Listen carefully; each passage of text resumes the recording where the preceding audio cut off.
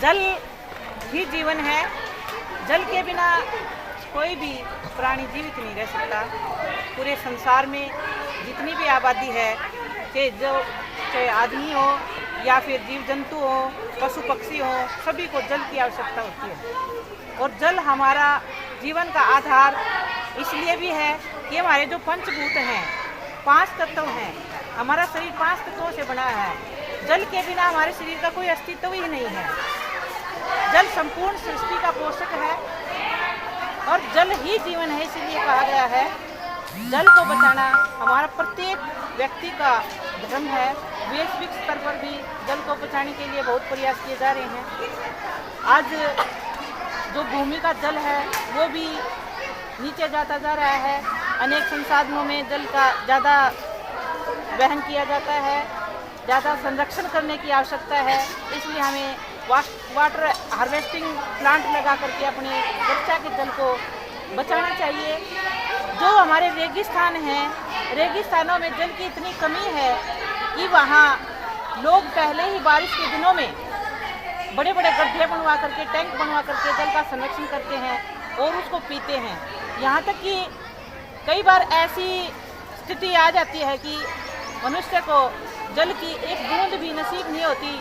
तब देखो जीवन हमारा कैसा होगा कि हम किस प्रकार तड़पेंगे जल के बिना।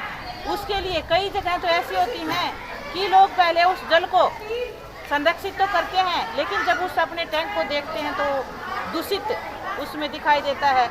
इसलिए जो हमारी जो नैसर्गिक जल है, जैसे पहाड़ों से बर्फ पिघल करके नदियों में आता है और नदियाँ भी दूषित हो रही हैं। इसलिए हमें अपने नदियों को भी जल से इसे संरक्षित रखना चाहिए, प्रदूषण से बचाना चाहिए, ताकि हमारा पीने लायक जल बचा रहे। और जल हमारी पृथ्वी का जल जब ऊपर से उतर आ जाएगा तो भी हम उससे कुछ अपना संसाधन के रूप में अपना सकते हैं, ट्यूबवेल वगैरह बोरिंग लगा करके, और अपने जीवन को चलायमान कर सकते हैं। प्रिय छात्रों, जो हमारी जो प्रथम कर्तव्य है आज का ये विश्व जल स्तर पर जो विश्व में प्रयास किए जा रहे हैं, हम चाह रहे हैं कि आप भी अपना जल को बचाते हुए ज़्यादा जल अपना व्यर्थ ना गंवाएं। नालियों में चलता रहता है, पानी आता है, टंकियों से आता है, फिर भी आप जो है ना पानी को व्यर्थ खर्च करते रहते हैं। अगर हम जल बचाएं, जल की एक एक बूंद ही एक एक प्राणी का जीवन है। इसलिए नदियों में, पहाड़ों से जो जल आता रहता है, जो अनेक प्रकार के हमारे देश में जिस प्रकार का मौसम आता है, बरसात में तो जल पर्याप्त मात्रा में हो जाता है, लेकिन दूसरे जो हमारी दूसरी ऋतुएँ आती हैं तो धीरे धीरे करके जल की कमी महसूस होती है। और पंजाब 5 नदियाँ बहती हैं। परमात्मा ने बहुत सारा जल हमें दिया है। अगर हम इस जल का संरक्षण करके आगे दूसरी स्टेटों को भेजें और तो उनको भी एक जीवन मिल पाएगा। और रही बात जो ये जल धरती का होता है, उसमें कई बार फ्लोराइड की मात्रा ज़्यादा होती है।